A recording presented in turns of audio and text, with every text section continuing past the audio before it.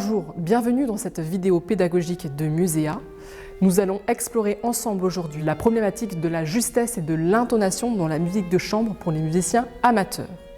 Aujourd'hui, je suis avec Julie au violon, Amélie au piano et John à la flûte traversière qui vont nous interpréter un bout du trio de Nino Rota. Nino Rota qui est un compositeur italien très connu pour ses musiques de films et notamment le parrain de Coppola.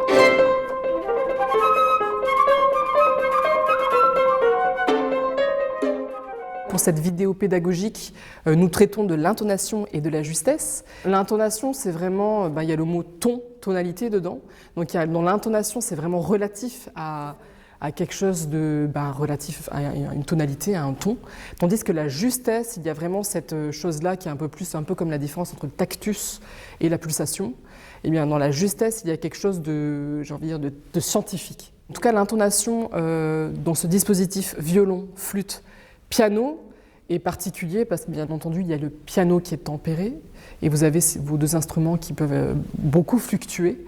En même temps le piano amène une base sur laquelle on peut s'appuyer.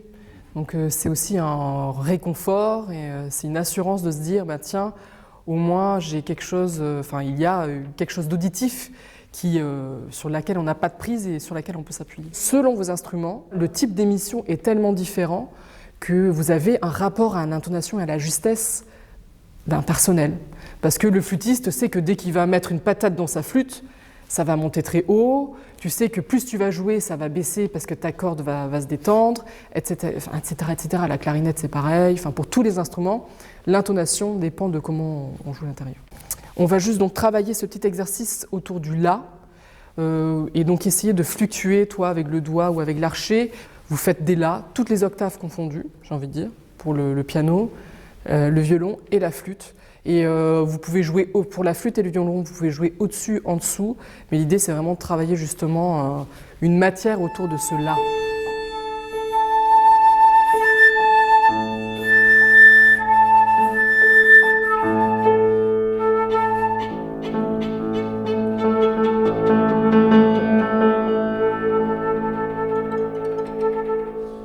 Super. Donc voilà, c'est une manière de s'accorder un peu différente, mais ça permet de faire un son ensemble. On va commencer donc le deuxième mouvement de Nino Rota. C'est une fugue qui est exposée à la flûte et qui est reprise au violon. Donc il y a vraiment cette idée d'avoir la même relation d'intervalle. Et là, l'intonation ou la justesse, elle est vraiment inhérente à cette mélodie. Donc ce que je vais vous proposer pour l'instant, c'est peut-être de l'écouter chez John.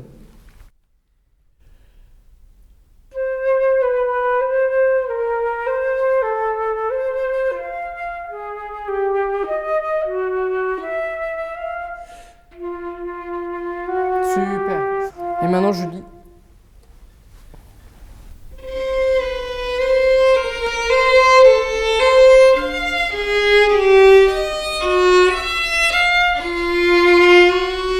Ouais. Est-ce que tu peux nous le jouer au piano ?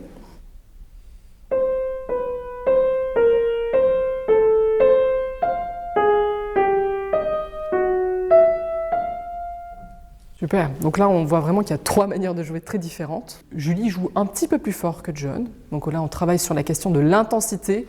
Et la question c'est très important ça dans l'intonation, c'est que qu'est-ce que c'est entre deux instruments monodiques mélodiques ?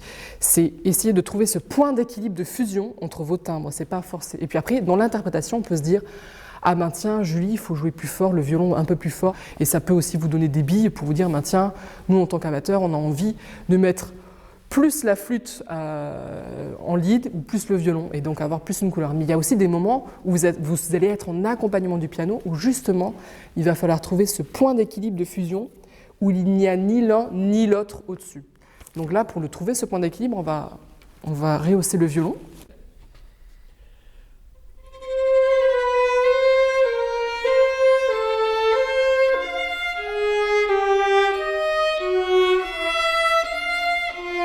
C'est mieux. Et bien maintenant, on va faire l'inverse. Donc tu le suis vraiment comme son ombre. Donc plus de flûte.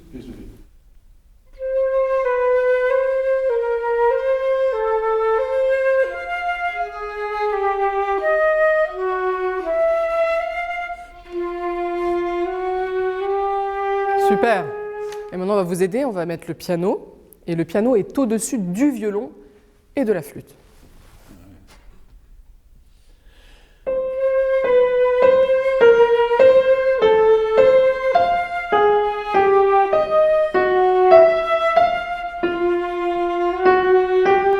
Super, vraiment très bien. En fait, ce qui est très important dans ce début de mouvement, c'est d'avoir quelque chose de très continu.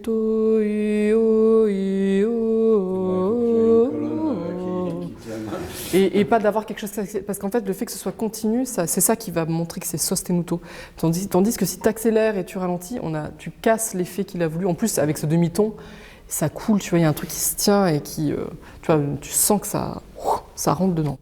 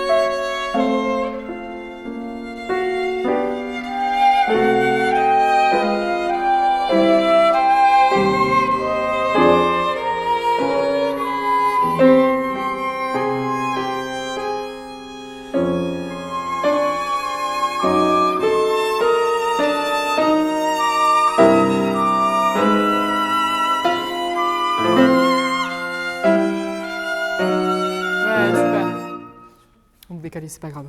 Donc voilà, on part sur le premier mouvement, parce que là on a vu l'intonation dans un mouvement lent, et on va essayer de voir comment elle peut s'agréger dans un mouvement plus rapide, notamment que là c'est quand même le piano qui est maître de ce mouvement-là, avec sa rythmique un peu fougueuse.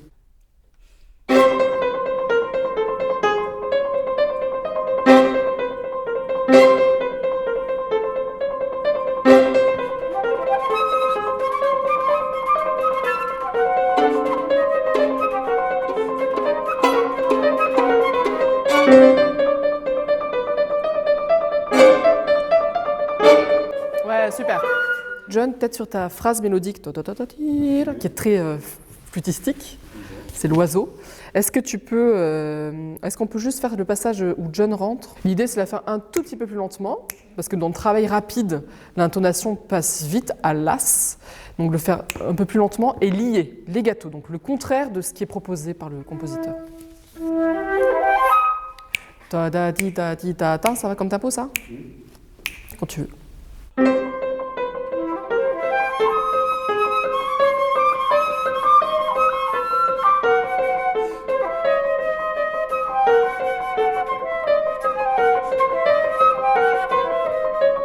Ouais, super. Et maintenant, la même intensité dans le staccato. Et je veux pas une note un peu moins que l'autre. J'ai pas envie d'entendre ta da di da di. Mais vraiment que ce soit, voilà. Je sais. Au même tempo, pardon, excuse-moi. Au même tempo.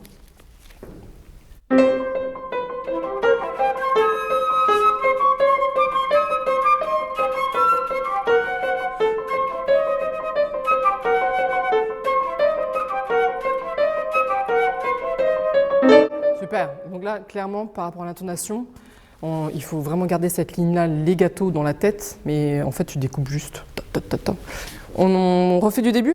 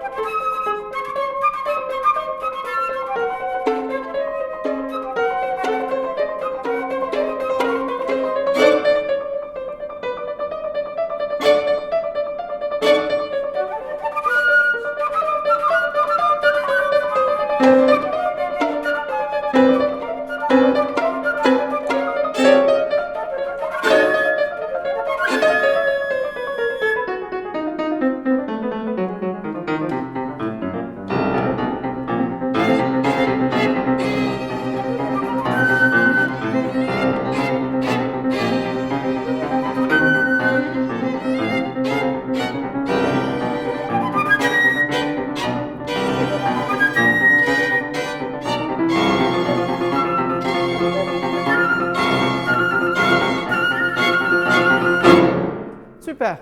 Ça marche vraiment très bien, bravo. J'espère que ces exercices vont pouvoir vous aider dans votre vie de musicien amateur tout court et aussi dans d'autres formations que vous avez. Je voulais ajouter aussi le fait que d'avoir une histoire commune dans un groupe de musique de chambre permet de travailler le son et au fur et à mesure de votre carrière d'amateur dans la musique, eh bien vous, ça fait longtemps que vous jouez ensemble, par exemple Julie et Amélie, vous avez des réflexes et des habitudes, et vous avez même mis dans votre oreille des réflexes de musique de chambre qui font que le son se forme, et donc l'intonation aussi participe de la formation de ce son-là. Merci beaucoup de nous avoir suivis pour cette deuxième vidéo pédagogique de Muséa. Muséa est une association de musiciens amateurs encadrée par des grands professionnels de la musique. Et lors de nos 5 week-ends de l'année, vous pouvez vous inscrire et vous allez rencontrer plein de monde, plein d'autres musiciens amateurs pour justement partager ces problématiques de musique de chambre et de musique. Et je serai là pour vous accueillir, ainsi que John, qui est le président, et d'autres grands professionnels de la musique de chambre.